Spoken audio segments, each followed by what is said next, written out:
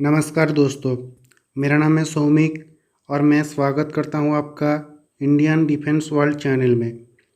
तो दोस्तों, आज हम बात करेंगे इंडिया का indigenously developed fifth generation fighter aircraft programme के बारे में, यानी आमका के बारे में, जिसको आमका एक शॉर्ट फॉर्म है जिसका फुल नाम है advance medium combat aircraft. Indian air force और एडीए यानी एयरक्राफ्ट डेवलपमेंट एजेंसी, ये दोनों ही एक बात क्लियर कर दिया कि अमका का दोनों वेरिएंट बनाया जाएगा। पहला है अमका मार्क 1 जिसका 40 यूनिट बनाया जाएगा, और दूसरा है अमका मार्क 2। तो दोस्तों, पहले बात करते हैं अमका की मार्क 1 वेरिएंट के बारे में। ये एक फिफ्थ जनरेशन का स्टेल्थ लड़ाकू जहाज होने वाला है, और जिसमें इनिशियली सभी फिफ्थ जनरेशन का टेक्नोलॉजी को इस्तेमाल किया जाएगा, जैसे frontal stealth, DSI intake, 360 degree multi spectrum sensor, और यहाँ पे एक नेक्स्ट जनरेशन का AESA रेडार का इस्तेमाल किया जाएगा।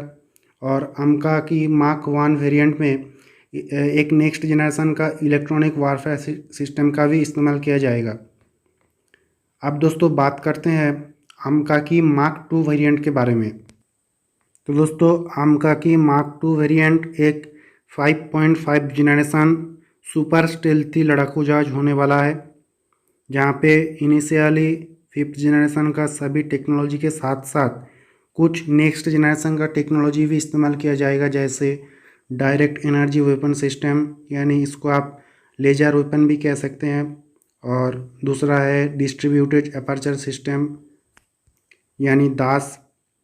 और इसमें और भी कुछ नए फीचर ऐड किया जाएगा, जैसे ऑटोमेटिक ग्राउंड कॉलिजन सिस्टम। इससे क्या होता है, ये ऑटोमेटिक ग्राउंड कॉलिजन सिस्टम से अगर फाइटर जेट उड़ने की वक्त किसी भी तरह से पायलट सेंसलेस हो जाता है, तब इस सिस्टम की मदद से कंट्रोल रूम उस एयरक्राफ्ट को सेफली लैंड कर सकता है। दोस्तों, ये तो हो गया अमका की मार्क 1 और मार्क 2 के बात। लेकिन दोस्तों, सबसे कॉम्प्लेक्स टेक्नोलॉजी है किसी भी फाइटर जेट के लिए, वो है उसका इंजन। जी हाँ दोस्तों, क्योंकि फाइटर जेट का इंजन ही सबसे कॉम्प्लेक्स टेक्नोलॉजी है, और दुनिया में गिने चुने कुछ देश हैं जो फाइटर जेट की इंजन को डेवलप करने में सक्षम है। जैसे आप मान लीजिए कि पहली है USA और रसिया, और यूनाइटेड किंगडम, फ्रांस, हालांकि चाइना भी कुछ हद तक इंजन को डेवलप कर लिया, लेकिन वो उसका इंजन इतना कोई भी मतलब आधुनिक एयरक्राफ्ट में इस्तेमाल नहीं किया जा सकता। और कुछ रिपोर्ट के मुताबिक जापान ने भी एक नए नेक्स्ट जनरेशन का इंजन को डेवलप कर लिया। लेकिन खैर, जाने देते हैं, हम बात करते हैं इंडिया की। हमारा एक इंडिजिनियस प्रोग्राम था, वो है कावेरी इंजन, लेकिन वो उसको डेवलप करने में DRDO पूरी तरह से सक्षम नहीं हुआ, क्योंकि दोस्तों उसका कोर टेक्नोलॉजी को DRDO पूरी तरह से डेवलप नहीं कर पाया।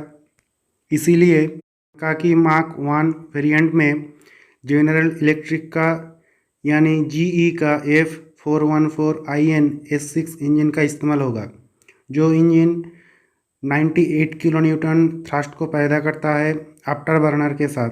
और इस इंजन को दोस्तों तेजस MK2 और twin engine deck based fighter में भी इस्तेमाल किया जाएगा। लेकिन दोस्तों, जब बात आता है अमका की मार्क 2 वेरिएंट की, हमको एक कम्प्लीटली नए इंजन का ज़रूरत पड़ने वाला है, क्योंकि दोस्तों जनरल इलेक्ट्रिक का जो F414 इंजन है, इसको थर्मल सिग्नेचर का कम करने की ध्यान में रखकर नहीं बनाया गया। इसीलिए IAF यानी इंडियन एयरफोर्स और ADA इंजन को अमका की मार्क 2 में इस्तेमाल करने से डायरेक्टली इनकार कर दिया। और जी दोस्तों चाहता था कि F414 इंजन को वो थोड़ा सा अपग्रेड करके तेजस का MK2 वर्सन में इस्तेमाल करने के लिए ऑफ़र करेगा, लेकिन IAF और ADA इसको डायरेक्टली इनकार कर दिया। IAF अमकाकी मार्क टू वेरिएंट के लिए एक ऐसा इंजन चाहता है जहां पे थर्मल मैनेजमेंट सिस्टम और increased electrical power generation capability होना चाहिए। उस इंजन में इंटेलिजेंट पावर मैनेजमेंट सिस्टम भी होना चाहिए और उस इंजन में एडवांस कंपोजिट मटेरियल का भी इस्तेमाल होना चाहिए। इंडियन एयरफोर्स एक ऐसा इंजन चाहता है जो कि दोस्तों F414 और EJ200 यानी यूरोजेट 200 जो इंजन यूरोफाइटर टाइफून में इस्तेमाल किया जाता है वो उस इंजन से नहीं आ सकता। दोस्तों ये सब फीचर्स उस इंजन से पाने के लिए ये दोनों इंजन के कोर टेक्नोलॉजी में एक बहुत ही बड़ा चेंजेस करना पड़ेगा जो कि दोस्तों इम्पॉसिबल है, क्योंकि दोस्तों ये दोनों इंजन आज से 25 साल पहले बनाया गया था। और दोस्तों IAF एक ऐसा इंजन चाहता है जो सिर्फ नेक्स्ट जनरेशन का टेक्नोलॉजी से नहीं होगा, बल्कि इस इंजन को IAF 6 जनरेशन का किसी भी मैन्ड और अनमैन्ड प्रोग्राम में इस इंजन का इस्तेमाल कर सके। इसीलिए दोस्तों अमकाकी मार्क टू वेरिएंट और फ्यूचर में इंडिया को एक बहुत ही कॉम्प्लेक्स टेक्नोलॉजी का इंजन का यानी एयरक्राफ्ट इंजन का ज़रूरत पड़ने वाला है। इसीलिए दोस्तों DRDO और ब्रिटेन की कंपनी रोल्स रॉयस के बीच बातचीत हो चुकी है और रोल्स रॉयस कम्प्लीटली TOT यानी ट्रांसफ़र ऑफ टेक्नोलॉजी पे राज़ी भी हो गया। और इस नए इंजन के लिए दोस्तों भारत को 2.5 से 3 बिलियन डॉलर तक खर्च करना पड़ेगा, क्योंकि दोस्तों एक जब आप न्यू फाइटर जेट का इंजन बना लोगे तब उस इंजन को बहुत जगह टेस्ट करना पड़ता है। इसीलिए दोस्तों एक नए इंजन के लिए बहुत ही पैसा खर्च करना पड़ता है।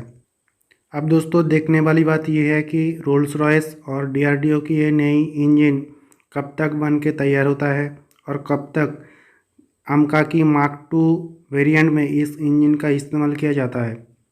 तो दोस्तों अभी के लिए इतना ही, मिलता हूँ आपसे अगले किसी डिफेंस रिलेटेड वीडियो में। तब तक के लिए जय हिंद, वंदे मातरम।